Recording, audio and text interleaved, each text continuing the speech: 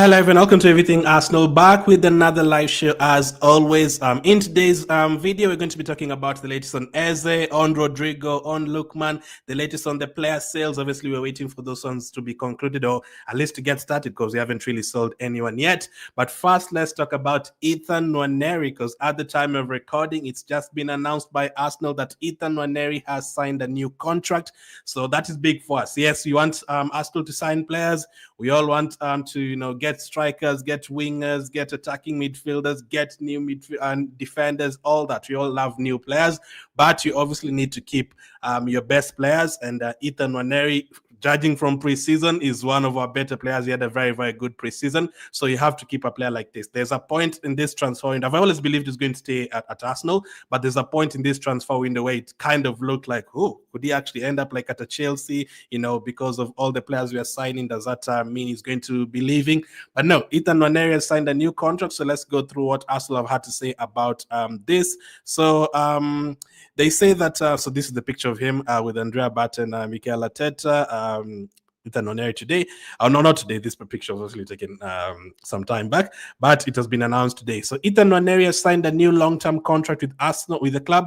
Our highly talented attacking midfielder, who has been with us since the age of 8, has committed his future to the club following his impressive rise through our Highland Academy and into the first team. Ethan made history and he became the youngest player to feature for our men's first team, at the same time becoming the youngest top-flight player in English football history, age 15 and 181 days in 2022. Time moves fast. Ethan Nwaneri has actually been playing for Arsenal since 2022. I mean, he made his debut then and then he disappeared for some time. But it was more than 3 years ago, which is absolutely crazy. And then they go on to say that, and last season in the England under 21 international reached new levels. There he is with the likes of Matt Saka, and I don't know if maybe his grandma or something. And then, the rest of the coaching team, I'm guessing, from the under 21.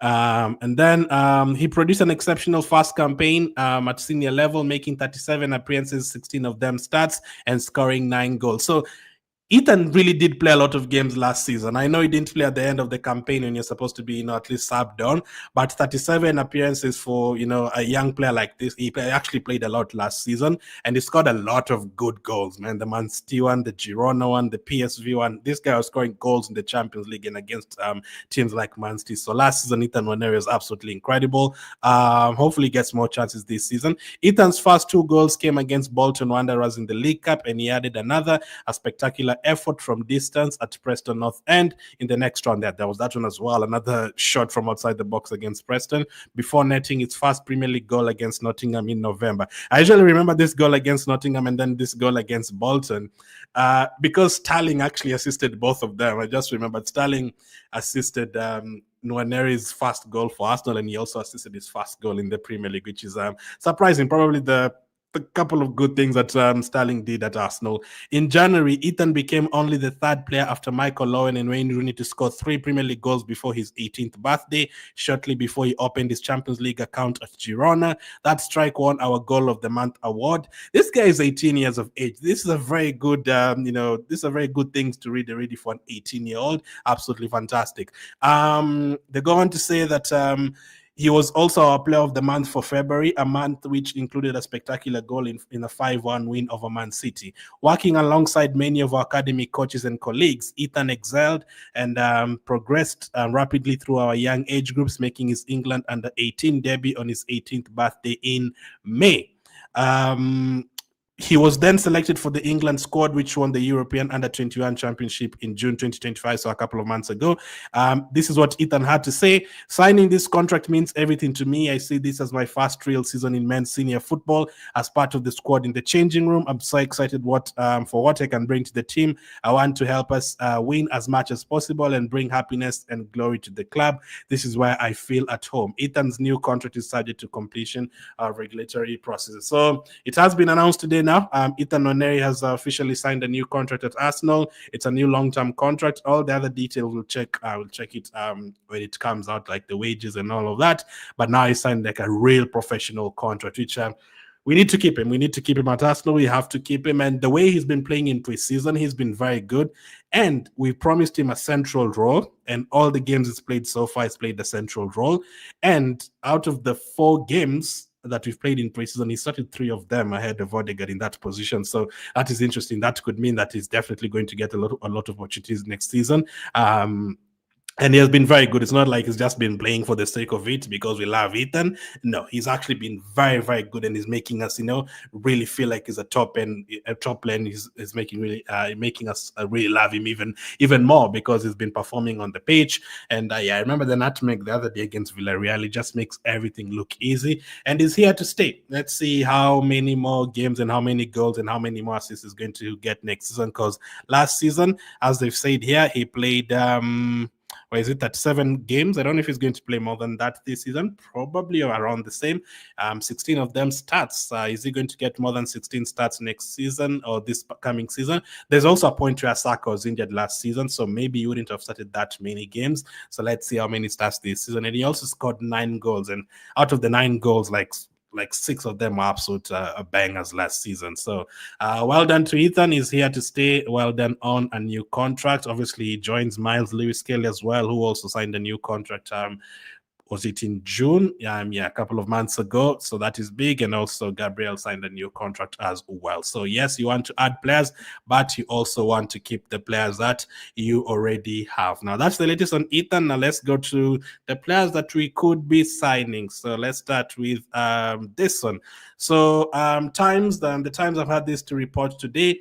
Arsenal are planning on approaching Crystal Palace midfielder Eberechi and are waiting to see if Real Madrid winger Rodrygo will be allowed to leave on loan. So again, I'll keep on saying every time we talk about Rodrygo, I still think it's a difficult deal to do. I don't think he really wants to leave Real Madrid, so that's a problem, Even if you didn't have enough money for Gyokeres and everything else was a problem, the fact that he wanted to join Arsenal, it made everything easy. The fact that his agent wanted him to join Arsenal made everything easy. So for Rodrygo, if he doesn't really want to join Arsenal, it makes everything complicated. Even if you agree with Real Madrid, even if you agree to pay 250,000 per week, even if you decide on him instead of Eze, the player has to want you. So if he doesn't want to join you, like recently we've just seen with Newcastle went and paid Leipzig what they wanted for Sesko, but Sesko said, no, I don't want to join you. I'm going to go to Man United. So it doesn't matter how much you're willing to pay for the player. If he doesn't want to join you, that's a problem, and it's never really been obvious that you want to join us. Even if you want to leave Real Madrid, there's other teams I feel like you'd prefer joining, like a PSG or someone. But at the moment, it's looking like Rodrygo wants to stay at Real Madrid. I don't know why, because he's not going to play, and there's a World Cup coming up. I don't understand why he decided to stay. But hey, if he doesn't join us, that is his own problem. Is it a deal that can also be done next year? I don't know.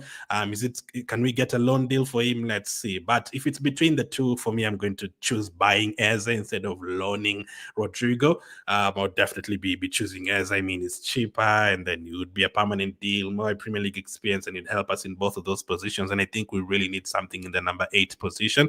We obviously need a new winger a lot on the left wing, but I guess if Eze joins, he ends up playing that position as well a few games. So that's what the Times are reporting, that we are looking at both of them. We are about to make an approach for Eze. Yesterday it was reported by, if I can remember, is it Steve K? I think it was Steve K reported yesterday that Eze, we've made like an approach, a bid for Eze, but we are waiting to see the details that Crystal Palace want to be met. So let's wait and see. I don't know if you're going to have the player before the Premier League season starts.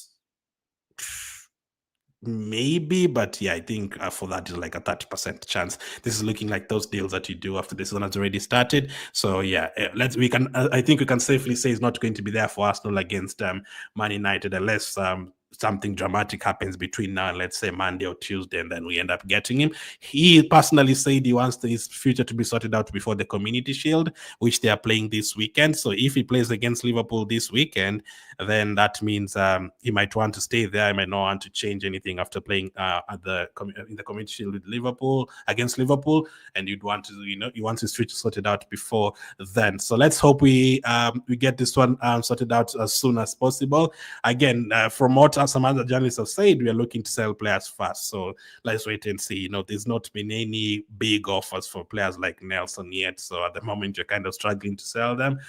There's literally not been any offer for Lokonga up to now. So you're not going to sell him if there's no other team that wants him. So yeah, we're still struggling to sell players, but let's see what happens. I mean, with the contracts and the new players, I mean, we hadn't signed anyone in June. I think it was the very end of June, I think we announced Kepa, but all the other deals happened in July. So let's see if something can, rapidly change, and then all of a sudden we sell 5 players in 1 week. It could be, because that is how we signed our players as well. Within a couple of weeks, we signed like 5 players. So let's see what happens with the sales. But that's the latest on Eze and Rodrygo.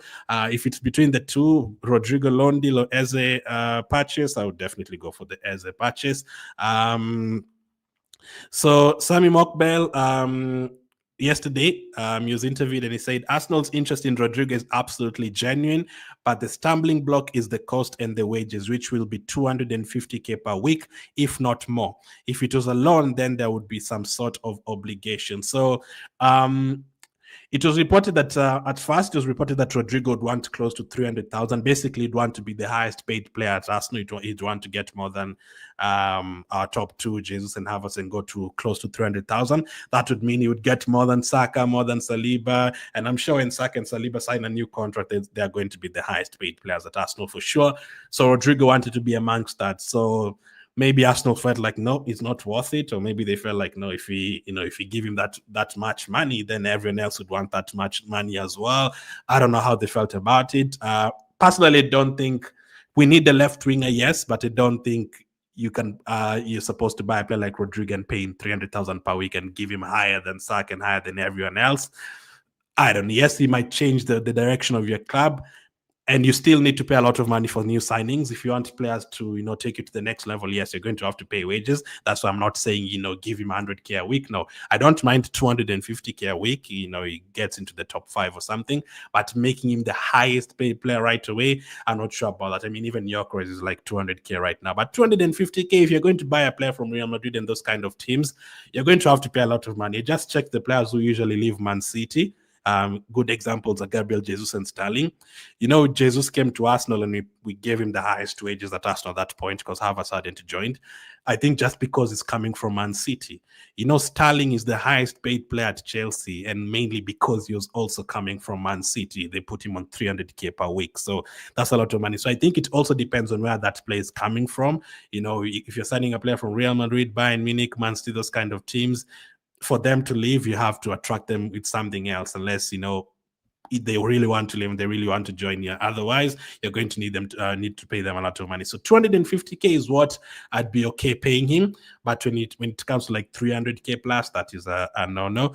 And I don't think Arsenal would pay that anyway. So if it was a loan, then there would be some sort of obligation. So I don't know if they would divide it. Maybe Arsenal pay 70% and they pay 30%. I don't know how it's going to be, but let's see. Personally, I still don't think you're going to get Rodrygo. I still don't think Rodrygo is going to leave Real Madrid anyway. I think he's going to end up staying there unless something to do with the loan happens and Madrid sanction his loan and they're like, no, you need to go on loan. You wanted to go on loan, and Rodrygo decides last minute I want to go on loan. Let's see if there's any other teams that are going to come in for him. But that is what Sami Mokbel said yesterday. The interest in him is genuine. Now, let's talk about Ademola Lookman. Nico Shearer says Ademola Lookman has been offered to Arsenal by an intermediary on behalf of Atalanta. However, Eberechi Eze is the Ghana's main target, and the Nigerian is still waiting for Inter Milan. So again, I think it would be easier to get Lookman than players like Rafael, because Lookman has already said he wants to leave. He's handed in a transfer request. He's cheap as well. It's only going to cost you £45 million. So it would be an easy deal to do, an easier deal to do, not an easy deal to do, an easier deal to do. Unless he really wants to join Inter Milan, then yeah, if the player doesn't want to join and he wants to join a different team, you'll have to do a lot of convincing for them to join. The players we've signed so far, Gyokeres, Mosquera, all those guys really wanted to join us, so it was easy for us to, take time on those deals, go back for them later on and to get the deal done. Now, again, is it between Eberechi Eze and Lookman? I know there's a lot of Nigerians watching this video. I think Ez is also Nigerian, right? So yeah, obviously Eberechi is a Nigerian name, I'm sure. So yeah, it's between these two Nigerians. Which one is going to join Arsenal? Is it going to be Eze? Is it going to be Lookman? I would have loved to have both of them. From what we were told yesterday, Arteta wants both positions, an attacking midfielder and a left winger. So again, if it's between the two, I'm still going to go for Eze. I really like Eze and the Premier League experience that he has, and he's already contributed a lot in the Premier League. And the fact that it provides something that we don't have in the number 8 position. He'll provide competition for Odegaard. He'll provide competition on the left side for Martinelli. This is a player that I really want, man. I think getting Eze, and he's right in his prime of his career. I mean, Lookman is the same. Lookman, I think, is 27, 28, so they are about the same age. But Eze has more Premier League experience. Although Lookman has been in the Premier League, he was there when he was a kid, when he was at Everton, making his debut and at Fulham in those teams. So I would love to get both of them, Eze and Lookman. I mean, getting both is like how much? 105 million. I mean, I think it's really worth it, because all these other players that you're talking about is like 80 million, 70 million for one player. So Eze and Lookman would be absolutely fantastic. So that is what Nico Shearer says today. Ademola Lookman has been offered to Arsenal by an intermediary. That's what happened with Gyokeres as well. When you were taking time to sign Gyokeres, an intermediary offered Gyokeres to Man United, and then Man United were like, no, we actually can't get him because the guy wants to join Arsenal only. He doesn't want to join us, so we are wasting our time. So with this one, he's been offered to us. So is it a case of, we could go for him? I still kind of believe, I mean, no one really knows who we really wanted at the beginning of the transfer window. Was it Gyokeres? Was it Sesko? It's so funny, by the way, that Gyokeres has ended up at Arsenal and Sesko has ended up at Man United. Man United really wanted Gyokeres and Arsenal really wanted Sesko, and they're going to play each other in match day 1. So let's see who does the job next week. But with Gyokeres, he really wanted to join us, and he pushed for that move. So for Lookman, he'd have to do the same as well. And if we really wanted Sesko, and then we looked at everything else, and we felt like Gyokeres really wanted to join us, and we went for him. Maybe even if we didn't want Lookman, maybe it could be the same with the Gyokeres one. Maybe after some time, Arsenal like, okay, it's cheaper. Lookman is happy to join us, so let's go and do it. For 45 million pounds, I would be trying. I don't know why there's no teams like piling up to try and get Leao and Lookman. This guy's got a hat-trick in a Europa League game against Leverkusen, who had been unbeaten the entire season. So he's got 3 goals against them.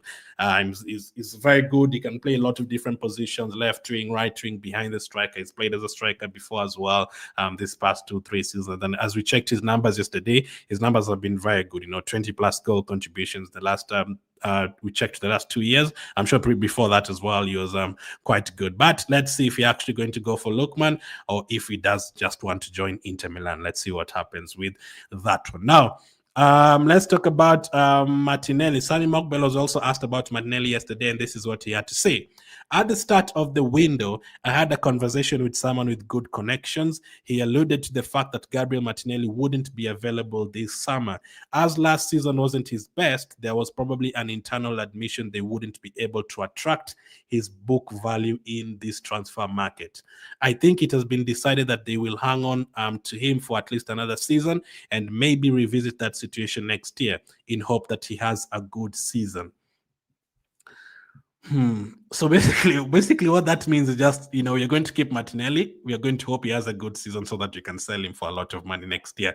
That is what that last paragraph translates to. I think it has been decided that they will hang on to him for at least another season and maybe revisit that situation next year in hope that he has a good season. That is basically what that means.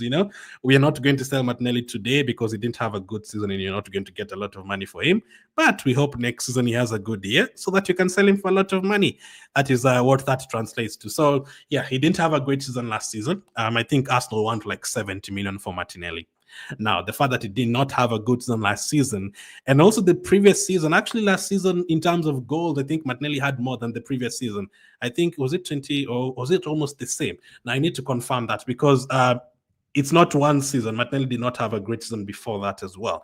The time where we were beating teams 5-0, 6-0, and Havertz was scoring every week, and Trossard was scoring every single week. That year where we were beating Chelsea 5-0 and all those, Martinelli wasn't scoring a lot then as well. It was, I think, did he have an injury that year? Let me just confirm his numbers, because I think it's 2 seasons where Martinelli hasn't performed.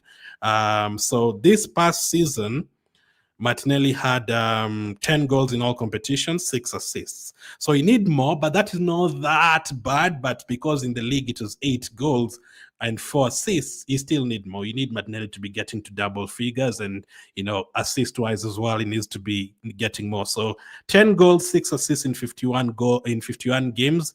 That is 3,564 minutes. So let's check the previous season, 23-24 season. Yeah, I'm right. 23-24 season was basically even worse for Martinelli. I was 100% sure that the previous season he did not score that many goals. So last season he scored 10, and the previous season, where we finished 2 points behind Man City, he scored 8. He had 5 assists. So not a big gap, but 16 goal contributions last season, 13 the previous year, in less games as well. So I think, did he have an injury that year? Yeah, he was not in this hamstring injury. He did have an hamstring injury and a foot injury. He missed 3 games. That's not a lot. He missed 3 games. There's a time where he's coming off the bench as well, 12 minutes, 15 minutes. I think this is the time where Trossard was really good and Martinelli had to come off the bench. But yeah, last season was actually better for Martinelli than the previous year. So if Arsenal decided to sell Martinelli in the 22-23 season, after that season where he scored a lot of goals, we were talking about getting 80-90 million for him that year. That is what you would have been asking to get for him if Martinelli was sold that year. Now, the next year, when everyone else was performing, that season where he was very good, 2023 season, Trossard hadn't joined until January. He joined halfway through the season. But the full season, the first full Trossard season at Arsenal, the second part of that, Trossard became very good. He was scoring big goals against FC Porto, Bayern Munich, and then Trossard became a starter, and then Martinelli was on the bench. But after that season, maybe his value went a little bit low. Now, after this past season, he scored more than what he did the previous season, but obviously in terms of performances and in terms of him as a player, even without the stats and without the goals and assists, last season was not great for Martinelli. So Arsenal want 70 million for him. We are not going to get 70 million for him right now. How much is the highest we can get for Martinelli right now? Probably like 50. Now, if we look at all the other players that have been sold, that's the other thing as well. All the other players that are usually sold, Martinelli has still been better than most of them, even if Martinelli has not been good. But these players are still able to go for 50, 60 million. I still don't understand that, because in terms of everything else, Martinelli still plays for Brazil. Recently, still been starting games for them. He's still an international player, still 24 years of age. All of that. His agent is Rock Nation. Jay-Z is his agent. What? I never knew that. Martinelli is under Rock Nation. Come on, man. Jay-Z, man, come on, get us some good money for Martinelli. 70 million is supposed to be the money that we want for him, but Arsenal know they're not going to get 70 million for him. So they just know we might as well just keep him this year. Let's hope he has a good season, and then we can hope to sell him for that 70 million next year. Especially when you read this, from Sammy Mokbel. Let's go to this. Simon Mokbel said as well that in either this window, January or next summer, I think one big name has to leave Arsenal just to recalibrate and rebalance the books. So is that big name Martinelli? Are we looking for 60, 70 million? Because I don't think there's anyone else Arsenal is really going to sell. I mean, again, we don't know the situation with Saliba. He's not signed a new contract yet. Could he be the one that will be sold next year for 100 million plus to, get us a lot of money? I don't think Arsenal want to sell Saliba. So I still think Saliba will be here for at least 2 more years.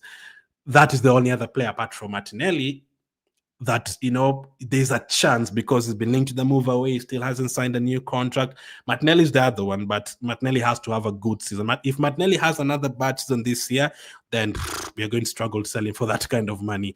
But if he goes and has a good season, then maybe.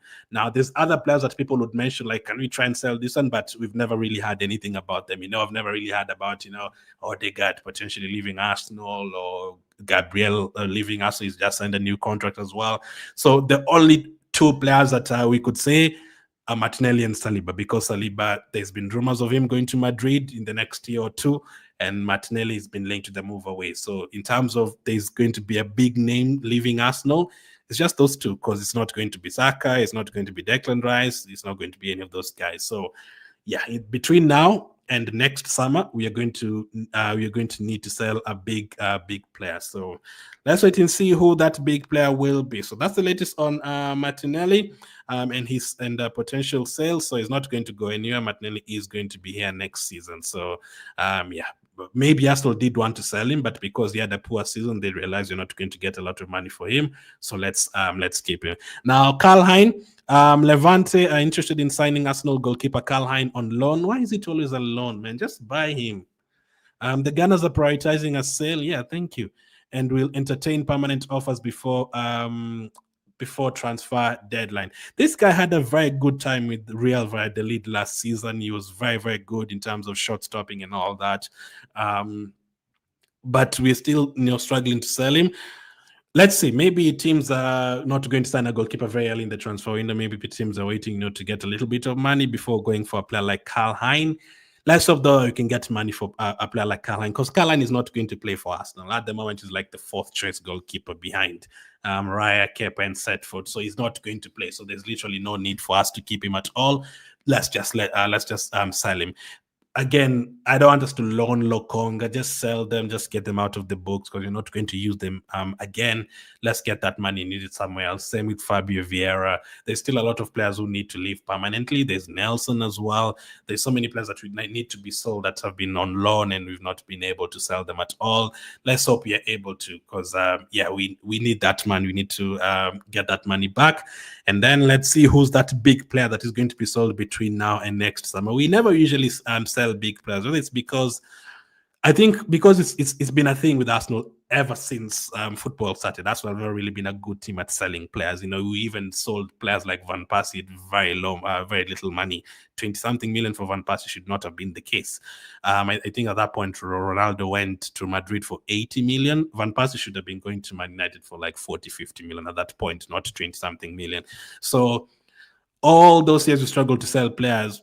I think it's a combination of things. I think we use players all the way until they start dropping in form. We don't really sell players at their high point. And also the other truth is most of us fans, we usually get, attached to most of these players. And you're like, no, we really don't want us to sell Theo Walcott. I've been supporting him for the last 10 years. We shouldn't really sell Cazorla. Let's wait and see if he's going to recover. It's always been like that. We always, attached to players, So we never really get to sell them. But every time I think, Alexis Sanchez should have been leaving Arsenal for like 60-70 million. Ozil should have been leaving Arsenal for like 50 million. Aaron Ramsey, 2 FA Cup final goals. He should have been leaving Arsenal for at least 50 million at that point as well. There's a season where Ramsey was one of the best players in terms of going from midfield to scoring goals. So that has been something that we've always struggled for. Even Leno, this is a goalkeeper he signed from Germany. He came to Arsenal. I don't think he became a worse goalkeeper at Arsenal. We shouldn't have been getting 10 million for him or something. It should have been more than that. So let's wait for the next sale. Now that we have Andrea Bata, let's see if things are going to change in terms of the sales. Previously we had different people.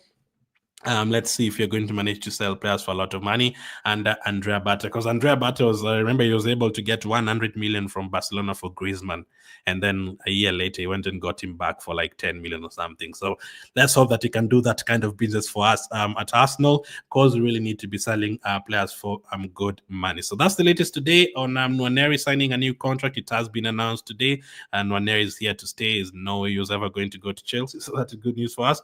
We've talked about Eze, talked about Rodrygo, talked about Lookman, talked about Martinelli, talked about Karl-Heinz, and Arsenal making a big sale between now and next summer. So let's see how it goes. Arsenal don't usually sell that many players in January. The last time we did that was Theo Walcott, Alexis Sanchez, and Giroud in January. But that is, we don't really sell big players in January. So let's see if this time it's going to be different. Joseph is watching live from Kenya. Thank you for watching, Joseph. Let's do this. RK says, hi Diglan, I'm doing good, thank you for always watching. She says please subscribe and smash the like button. Yeah, I appreciate you guys who always like the videos as well, and people who subscribed and followed the page as well on Facebook. Thank you. Ali says I prefer Eze. Same. It's good to keep Noneri because he's a backup for Odegaard. I mean, he has actually started 3 games. Odegaard has started 1, so I don't know if it's actually going to be like a share of minutes, literally. Maybe 20 games for Odegaard and then 18 for Nwaneri in the league. I don't know. It's looking like Noni is actually going to start a few games for us as well. It's not just going to be coming off the bench. As of now, obviously, we know Odegaard is going to start against Man United. So we have a game tomorrow. Let's see. The people who start tomorrow are probably the ones who are going to start against Man United. So we'll get a better idea tomorrow. Let's see. Eze is a better signing than Rodrygo, says Colapo. Yugi says, I warned the Gunners. It's the manager who is at our fault for the two negative all-attacking players are suffering, even the new attacker. If we balance the attack and defense, we could win the league. Abdullah is watching from Nigeria. Lookman is going to Inter Milan. I mean, let's see. Inter Milan have to have enough money to buy him as well. Let's go for Lookman, please, says Mosquera. I'll prefer Eze and Raphael, says Michael. Watching you from Zambia. If they give us Eze, we are good to go. Yeah, if you give me Eze, that is a 9 out of 10 transfer window for me. And I could wait the board to give us whoever they want on the wing. That player you're talking about there, whoever they want on the wing, that is already Madueke, Kelvin. They've already signed a winger that is potentially going to start. So yeah, I think I would not be surprised if Madueke starts for us next week, especially if Martinelli plays tomorrow and again doesn't play well. I would not be surprised to see Madueke starting against Man United. That dude should be sold. He's offering us nothing right now, says Brian. Please, let's see. Is there any update on Gabriel Jesus? Nope. We haven't had any update on him in the last couple of days. He was in the stadium the other day watching the rest of the team. Let's see. Please, do we have any new signings update? Yeah, we've gone through them. Eberechi, Eze, Lookman, and the left wing all are good, but Rodrygo, no, says Kato. Watching from Kenya, says Ben. Let's see. Thanks for the news update, says Tony. Ahmad says Van Persie on his last year of contract spell, that's why he sold that amount. Yeah, that doesn't matter. Mbeumo has been sold for close to 70 million, is in his last year as well at Brentford. So maybe things were different back then.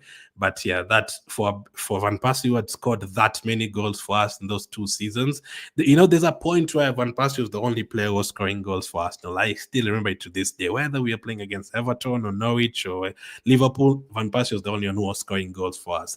I know he was in his last year of his contract, but so was Mbeumo this past season, and that is just one example. People usually still sell their best players for 60, 70 million, especially to a rival. We should have been getting 50 million for Van Persie at that point. I'm telling you, if it was us signing Van Persie from Man United, we'd have been buying him for 70 million, even if he was in this last week of his contract. Mohammed says, I'm watching you live from Sierra Leone. Thanks for uploading current Arsenal news. I appreciate it. Thank you for watching, Mohammed.